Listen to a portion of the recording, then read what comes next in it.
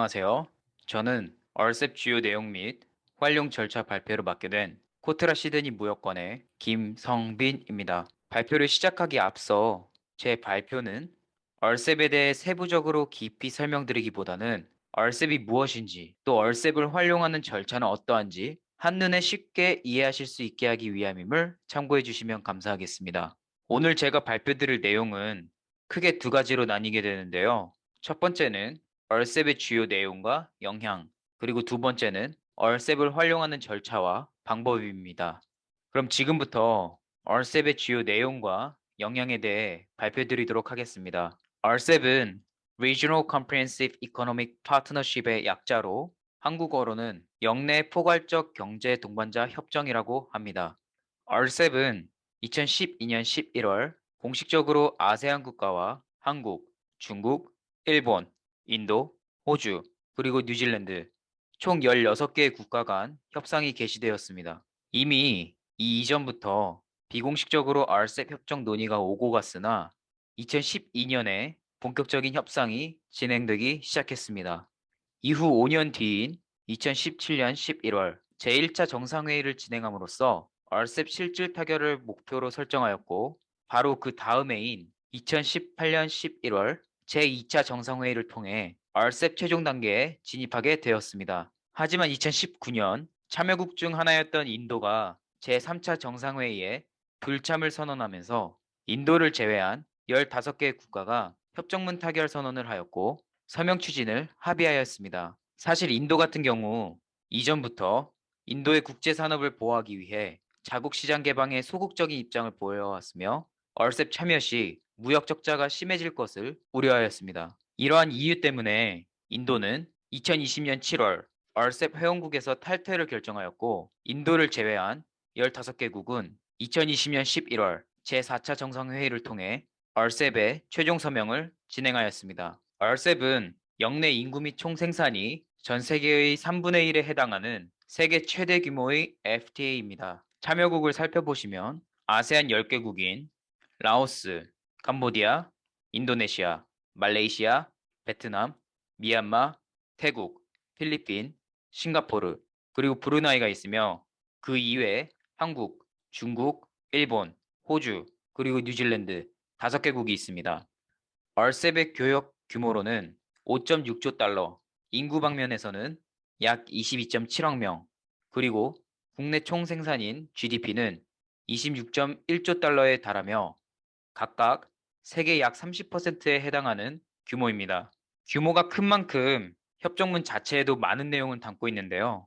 RCEP 협정문은 20개의 챕터와 17개의 부속서로 구성되어 있으며 총 15,000페이지에 달하는 방대한 양의 내용을 담고 있습니다. 제1장 최초 규정 및 일반 정의부터 시작하여 제20장 최종 규정까지 있으나 시간상의 문제로 오늘 발표에서는 RCEP 협정문의 주요 특징인 제3장 원산지 규정만 살펴보도록 하겠습니다. RCEP 협정문의 주요 특징은 말씀드린 대로 제3장에 해당되는 통일된 원산지 규정입니다. 첫 번째 특징으로는 인증 수출자를 통한 원산지 증명서 자율 발급입니다. 이전까지만 해도 아세안 국가들과 중국에 수출할 경우 국가 관세 당국의 심사를 거친 후에 발급된 원산지 증명서만이 허용되었습니다. 그러나 이번 RCEP을 통하여 인증 수출자 자율 증명 방식 활용 규정이 추가가 되었으며 수출기업 입장에서는 인증 수출자를 국가기관으로부터 취득하면 원산지 증명서를 자율적으로 발급할 수 있게 되어 이전보다 더 편리하게 원산지 증명서 과정을 거칠 수 있게 됩니다. 두 번째 특징으로는 누적 기준이 허용됩니다. 누적 기준이란 다른 회원국으로부터의 상품 및 재료를 사용한 생산 당사국의 최종 상품 및 재료는 해당 당사국을 원산지로 여기는 기준을 뜻합니다. 이 말이 어려워서 이해하기 어려우실 수도 있는데요. 이 누적 기준에 관하여는 후에 RCEP 활용 절차 부분에서 더 자세하게 설명해 드리도록 하겠습니다. 세 번째 특징은 단일 원산지 결정 기준입니다. RCEP 이전에는 각 국가별로 맺은 양자 간 FTA 협정에 따라 상이한 원산지 기준을 충족해야지만 관세 혜택을 받을 수 있었습니다. 하지만 RCEP 발효로 단일한 원산지 결정 기준을 통하여 역내 회원국 간 무역의 효율성을 개선하게 되었고 기체결한 FTA 협정과 관세율을 비교하여 더 유리한 협정을 활용할 수 있습니다. 이 밖에도 제가 설명드리지 못한 자세한 사항들은 산업통상자원부와 코트라에서 발간한 RCEP 실무 활용 가이드, 그리고 관계부처에서 합동으로 제작한 RCEP 상세 설명 자료에서 살펴보실 수 있습니다.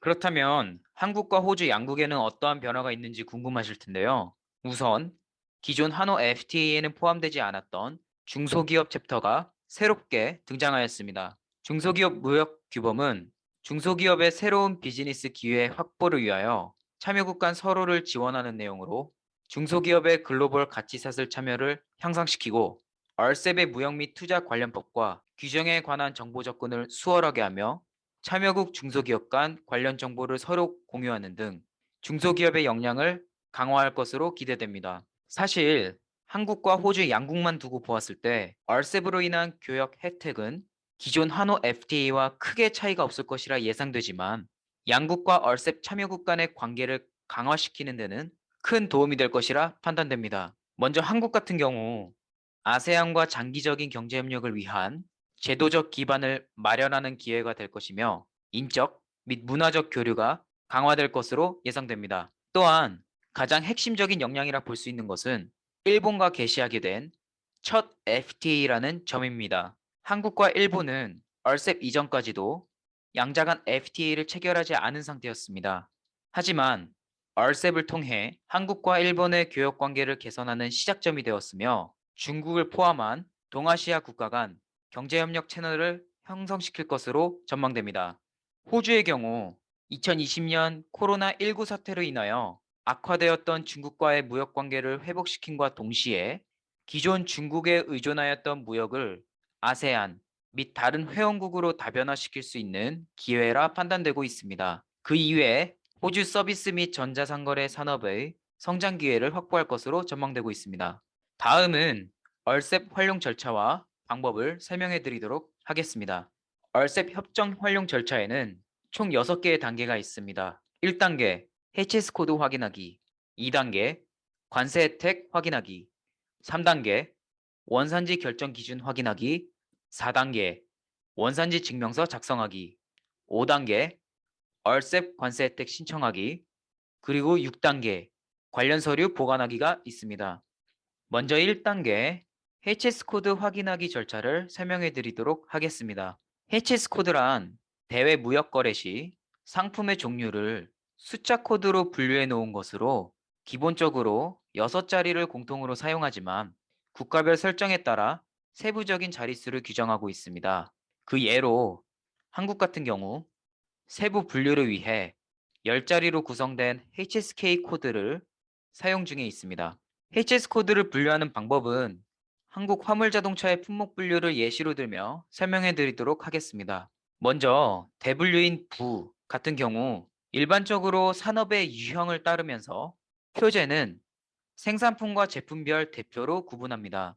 따라서 화물자동차 같은 경우 차량, 항공기, 선박과 수송기기 관련품으로 분류가 됩니다. 그 뒤 본격적으로 HS 코드의 표기가 되는 류가 있습니다. 류에는 HS 코드 중 앞 두 자리에 해당되며 화물차 같은 경우 보시는 바와 같이 철도용이나 궤도용 외의 차량과 그 부분품 또는 부속품으로 분류가 됩니다.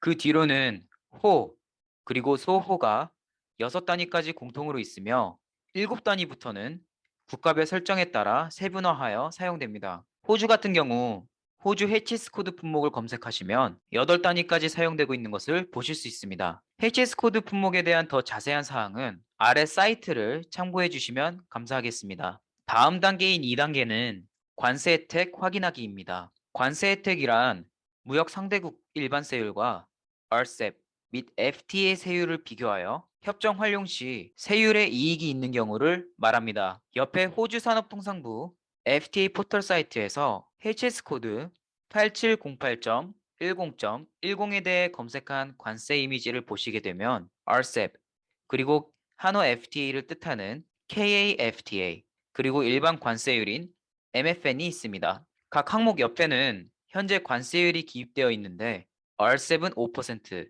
한호 FTA는 0%, 그리고 일반 세율은 5%로 보이실 겁니다. 이럴 경우 한호 FTA를 활용하시는 것이 5%의 관세 혜택을 받으실 수 있는 방법입니다. 따라서 기체결 FTA 혹은 RCEP 관세율과 일반 관세율인 MFN을 비교하신 후 관세율이 가장 적은 협정을 선택하셔서 활용하시면 됩니다. 추가적으로 RCEP 항목을 보시면 Next Cut 칸에 4% on 1 January 2032라고 되어 있는데 이는 2032년 1월 1일부터 관세율이 5%에서 4%로 감소된다는 의미이며 그 옆에 0% on 1 January 2041은 2041년 1월 1일부터 해당 품목에 대한 RCEP 관세율은 무관세 진행이 된다는 뜻으로 보시면 됩니다. 다음은 3단계 원산지 결정 기준 확인하기입니다. 원산지 결정 기준은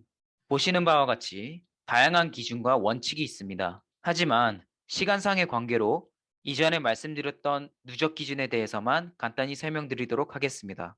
누적 기준 같은 경우 RCEP 발효 이전 양자간 FTA에서는 적용되지 않은 기준이었습니다. 아래 그림과 같이 중국과 일본의 원재료를 수입하여 한국에서 생산한 후에 완제품을 호주로 수출할 시 한호 FTA에 따라 영내산 원산지 충족이 되지 않으며 특혜 관세 적용도 어렵습니다. 즉, 원산지에 대해 누적 혜택을 받을 수 없었습니다. 하지만 RCEP 발효 이후 RCEP 회원국으로부터 수입한 원재료를 사용하여 한국에서 완제품을 생산한 후에 호주로 수출할 시 영내산 원산지 누적이 적용됩니다. 즉, 수출 시 한국을 원산지로 기입이 가능하며 이에 특혜 관세를 적용받을 수 있게 되었습니다. 따라서 RCEP 회원국 간에는 참여국의 원재료를 사용하여 생산한 물품을 다른 회원국으로 수출할 경우 원산지 누적 기준이 적용된다고 보시면 됩니다. 단 RCEP을 적용하시려면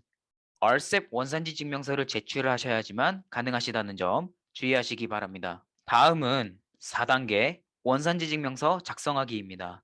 원산지 증명서는 수출입 거래 시 FTA 적용을 위하여 특정 물품의 원산지를 나타내는 서류로 무역에 있어서 빠져서는 안 될 매우 중요한 서류입니다. 원산지 증명서를 작성하실 때 필수로 체크하셔야 할 부분은 다음과 같은데 먼저 발급 양식부터 살펴보도록 하겠습니다. 각 국가별로 발급 양식이 다릅니다. 전에 말씀드렸다시피 아세안 국가와 중국 같은 경우 기존 FTA에서는 기관 발급이어야만 발급이 가능했지만 RCEP을 통해 국가기관으로부터 인정받은 인증 수출자에 한해서 자율 발급도 가능해졌습니다. 호주와 뉴질랜드 같은 경우 FTA 협정상 수출자 혹은 생산자가 자율적으로 원산지 판정을 통하여 발급할 수 있으나 한국, 호주 FTA의 경우 일부 품목에 한하여는 기관 발급 대상이니 이 점은 사전에 확인을 하신 후에 발급하셔야 합니다. 그 다음으로는 양식입니다. RCEP 부속서 3-나의 최소 정보 요건을 포함한 영문 서식을 사용하셔야 합니다. 그 이외에도 작성 주체, 증명서 요건, 신고서 요건, 유효 기간, 협정 세율 적용, 그리고 제출 면제를 꼭 확인하신 후에 원산지 증명서를 작성하셔야 합니다.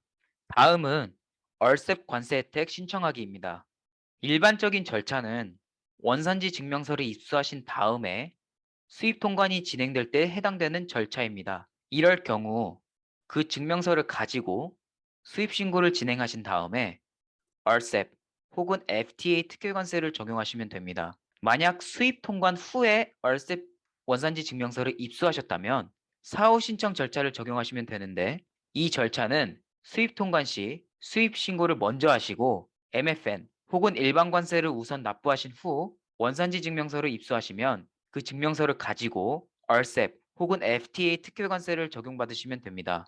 만약 특별 관세가 무관세일 경우 이전에 납부한 MFN 실행 관세를 환급받으시면 되며 적용 관세가 있다면 MFN 관세와 FTA 관세의 차액을 환급받으실 수 있습니다. 단 마지막 4단계 같은 경우 수입 신고 수리일 1년 이내에 신청을 하셔야지만 가능하니 이 점 주의하시기 바랍니다. 마지막으로 관련 서류 보관하기입니다. 물론 수출입에 사용되는 모든 서류가 중요하지만 특히 원산지 증명 서류 및 이와 관련된 서류들은 필히 보관하셔야 합니다. 호주의 경우 법적으로 5년 동안 보관하게 되어 있기 때문에 수출입 혹은 생산자분들께서는 당사자별 보관 서류를 참고하셔서 서류를 보관하시기 바랍니다. RCEP 협정문에 대해 상세히 설명을 드리려면 많은 시간이 필요합니다. 따라서 오늘 RCEP에 대해 상세히 설명드리지 못한 내용들은 보이시는 자료들을 참고하시거나 저희 코트라 시드니 FTA 해외 활용 지원센터에 문의 주시면 저희가 친절히 답변 드리도록 하겠습니다. 이상으로 RCEP 주요 내용 및 활용 절차에 대한 발표를 모두 마치도록 하겠습니다. 감사합니다.